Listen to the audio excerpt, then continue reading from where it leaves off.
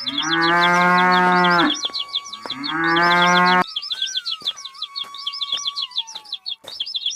छोटा सा गांव था, रामपुर। उस गांव में हरिराम नाम का एक बूढ़ा आदमी रहता था, जो अपनी अंधी बेटी मीरा के साथ अपना जीवन बिता रहा था। बापू, ओ बापू, सूरज निकल आया है। मैं बकरियों को लेकर जंगल जा रही हूँ, उन्हें भूख लगी होगी। अरे बेटी मीरा, तू मानती क्यों नहीं? रोज रोज उस घने जंगल में जाने की क्या जिद है? तू देख नहीं सकती कहीं कोई ऊंच नीच हो गई तो ये बूढ़ा बाप क्या करेगा? बापू, आप तो बेकार ही डरते हैं। मैं बचपन से उन्हीं रास्तों पर चल रही हूँ। इंसान भले ही मुझसे बात न करे, लेकिन जंगल के पेड़ पौधे और ये जानवर मेरी भाषा समझते हैं। मुझे जंगल से अपनापन लगता है बापू। ठीक है बेटी, जा। मैं भी नदी किनारे जा रहा हूँ। शायद आज कुछ मछलियां हाथ लग जाएं। लेकिन याद रखना, शाम होने से पहले घर लौटाना। मौसम खराब लग रहा है।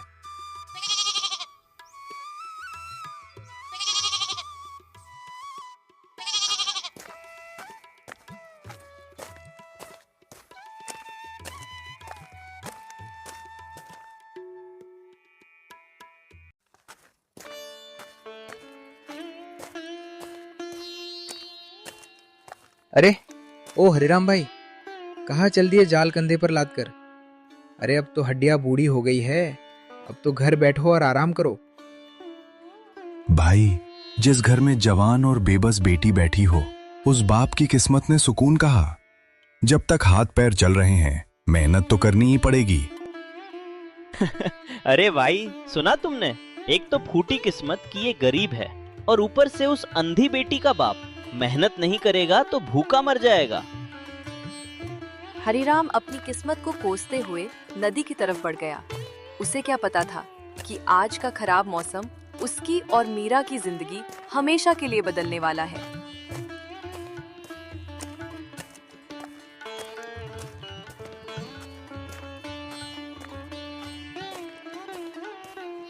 हे भगवान, ये तेरा कैसा न्याय है?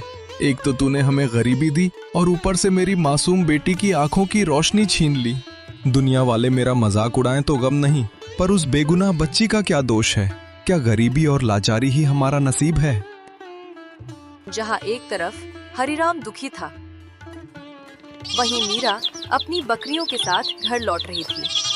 तभी पेड़ों के झुरमुट से एक चमकती हुई जादुई चिड़िया उसे देख रही थी। मैं इस बच्ची को कितने सालों से देख रही हूँ।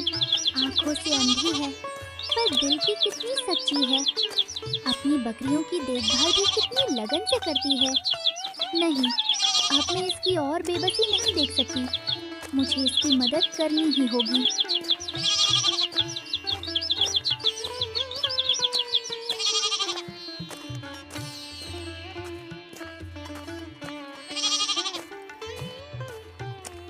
मीरा, ओ मीरा! कौन है यहाँ? किसने मुझे पुकारा? डरो मत मीरा, क्या तुम मुझे देख नहीं सकती? नहीं, मैं चाहकर भी तुम्हें नहीं देख सकती। मैं अंधी हूँ, मेरी आंखों में बस अंधेरा है। पर तुम्हारी आवाज़ बहुत मीठी है। तुम कौन हो? मैं तुम्हें कई पैसे से जानती हूँ मीरा। तुम रोज इन बकरियों को लेकर यहाँ आती हो, कभी किसी का दिल नहीं दुखाती। क्या तुम इन बकरियों के साथ साथ मेरा भी ख्याल रखोगी? मैं तो तुम्हें जानती भी नहीं, पर इतनी साफ बातें कैसे कर रही हो? पहले मुझे बताओ, तुम हो कौन? इतना कहते ही वो नन्ही चिड़िया हवा में तैरने लगी और देखते ही देखते एक विशाल और सुंदर सफेद गाय में बदल गई।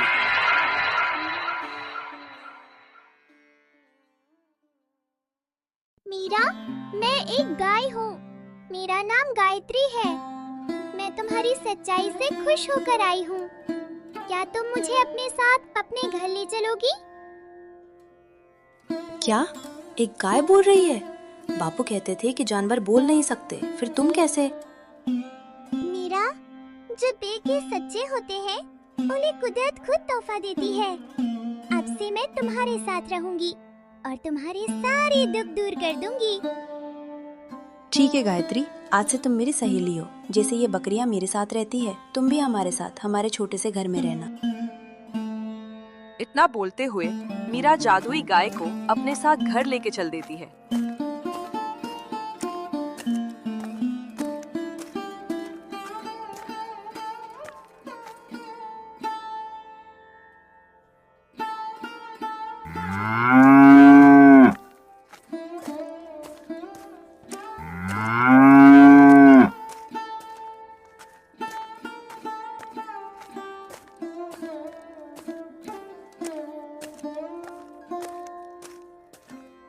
बेटी मीरा, आज फिर किस्मत ने साथ नहीं दिया। दिन भर जाल फेंका पर एक भी मछली हाथ नहीं लगी। समझ नहीं आता आज तेरा पेट कैसे पालूंगा। मैं कितना अभागा बाप हूं। अरे बापू, आप क्यों परेशान होते हैं? पहले भी तो कई बार हम खाली पेट सोए हैं, 8 भी सो जाएंगे। आप हिम्मत मत हारिए। देखिए आज मैं अपने साथ किसे लाई। तभी हरिराम की नजर आंगन में खड़ी सफेद चमकती हुई गाय पर पड़ती है। हरिराम जी, उदास मत होइए। आज से मैं भी आपके परिवार का हिस्सा हूँ। मैं यहाँ आपकी मदद करने आई हूँ। अरे ये गाय बोल रही है? क्या मेरी आंखें और कान मुझे धोखा दे रहे हैं?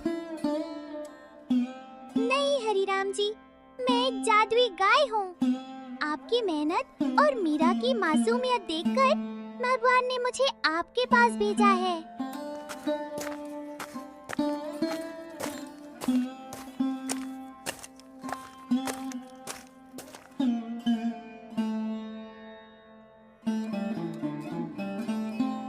देखते ही देखते दिन बीतने लगे। गायत्री के जादुई दूध को बेचकर हरिराम के पास अच्छा पैसा आने लगा। उसकी फटी हुई कुटिया अब एक सुंदर घर बन गई थी और गरीबी के बादल छट चुके थे। लेकिन जहाँ सुख आता है, वहाँ जलन भी पीछे पीछे आती है। गांव का एक आदमी जो हरिराम का दोस्त होने का नाटक करता था, दूर खड़ा ये सब देख रहा था। कल तक जो हरिराम एक एक रोटी को तरसता था, आज उसके ठाट देखो। इसकी किस्मत अचानक कैसे चमक गई। जरूर उस सफेद गाय का कोई चक्कर है। सुना है वो गाय बोलती भी है। अगर वो मेरे हाथ लग जाए तो मैं इस गांव का राजा बन जाऊंगा।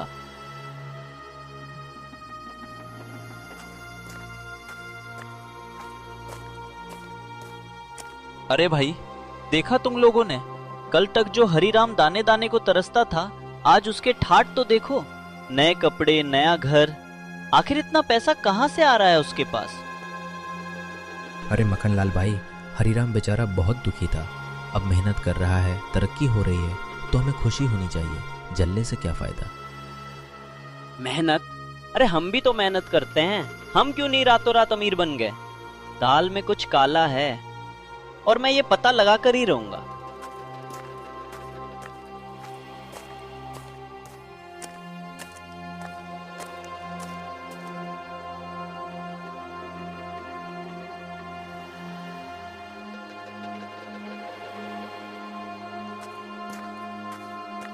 अरे यो सुनती हो? मैं जरा दूसरे गांव जा रहा हूँ, कुछ बड़ा काम हाथ लगा है। क्या हुआ जी? अचानक दूसरे गांव क्यों? आप इतने परेशान क्यों लग रहे हैं? तू चुप कर। परेशानी की वजह ही तो खत्म करने जा रहा हूँ। बस तू देख, अब हमारे दिन भी बदलने वाले हैं।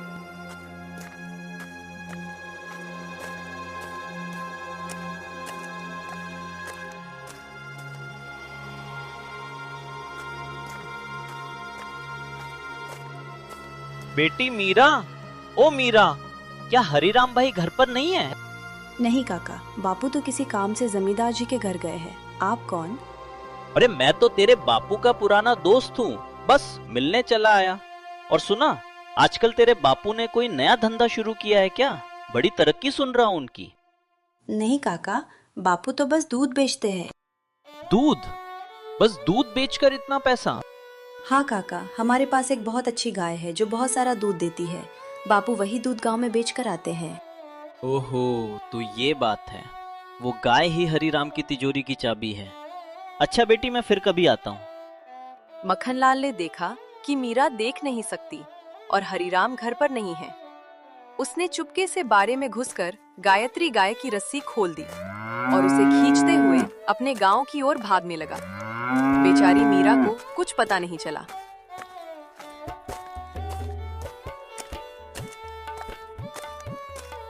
मीरा बेटी, मैं आ गया। तुम क्या कर रही हो? बापू, आज आपसे मिलने कोई काका आए थे। काका? कौन काका? क्या उन्होंने अपना नाम बताया? नहीं बापू, नाम तो नहीं बताया, पर कह रहे थे कि वो आपके पुराने दोस्त हैं। पुराना दोस्त? कौन हो सकता है? खैर छोड़, पहले गायत्री को पानी पिला दूं। हरिराम जैसे ही बाड़े की तरफ बढ़ता है, उसकी जान हलक में आ जाती है। वहां गायत्री नहीं थी। मीरा, ओ मीरा! गायत्री कहाँ गई? यहाँ तो सिर्फ खाली रस्सी पड़ी है। मेरी जादुई गाय को कौन ले गया? बापू, मुझे कुछ समझ नहीं आ रहा। अभी तो वो यहीं थी। क्या उन काका ने तो कुछ नहीं किया जो दोपहर में आए थे? हाय, मेरी फूट गई किस्मत।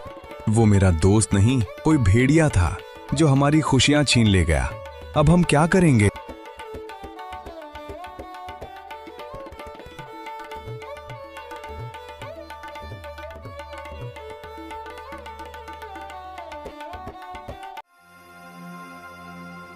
अजी, कौन से पत्थर की मूरत उठा लाए हो?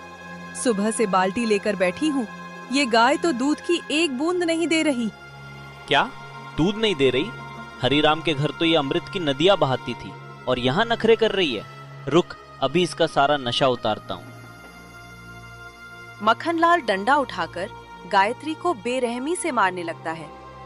तभी गायत्री एक जोरदार आवाज करती है और खूंटा उखाड़कर बिजली की रफ्तार से भाग निकलती है।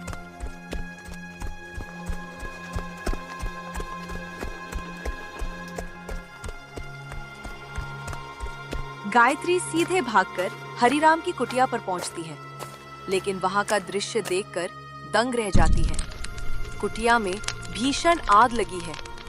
हरिराम बाहर बेहोश पड़ा है और अंधी मीरा अंदर फंसी है। बचाओ बापू, कोई बचाओ, मुझे कुछ दिख नहीं रहा। चारों तरफ बहुत गर्मी है, बचाओ। मक्खनलाल पीछा करते हुए वहां पहुंचता है और आग देखकर ठिठक जाता है। तभी वह देखता है कि जादुई गाय गायत्री बिना डरे आग की लपटों के बीच कूद जाती है। हे भगवान, ये मैं क्या देख रहा हूँ? एक जानवर होकर ये अपनी जान की बाजी लगा रही है और मैं इंसान होकर इतना गिर गया। नहीं, मैं ऐसा नहीं होने दूंगा। मक्खनलाल अपनी जान पर खेलकर आग के अंदर जाता है। वो देखता है कि गायत्री ने मीरा को अपने शरीर से ढका हुआ है ताकि उसे आग न लगे। मक्खनलाल जल्दी से मीरा को गोद में उठाकर बाहर ले आता है। पीछे पीछे गायत्री भी झुलसी हुई हालत में बाहर आती है और मीरा के पास गिर जाती है। गायत्री, मेरी सहेली, तूने मुझे बचा लिया। भाई हरिराम, मुझे माफ कर दो। लालच ने मुझे अंधा कर दिया था। ये गाय नहीं, साक्षात देवी है। बापू, बापू, मुझे सब दिख रहा है। देखो, आग बुझ गई है। बापू, आपकी शक्ल कितनी सुंदर है। गायत्री, देखो, मैं तुम्हें देख सकती हूँ। जादुई गाय की शक्ति से मीरा की आंखों की रोशनी वापस आ गई थी। मक्खनलाल का हृदय परिवर्तन हो चुका था। उसने अपनी सारी धन दौलत गरीबों ने बांट दी और अब वह चोरी छोड़कर हरिराम के साथ मेहनत करने लगा। रामपुर के उस छोटे से घर में अब लालच का अंधेरा नहीं, बल्कि ईमानदारी की रोशनी थी।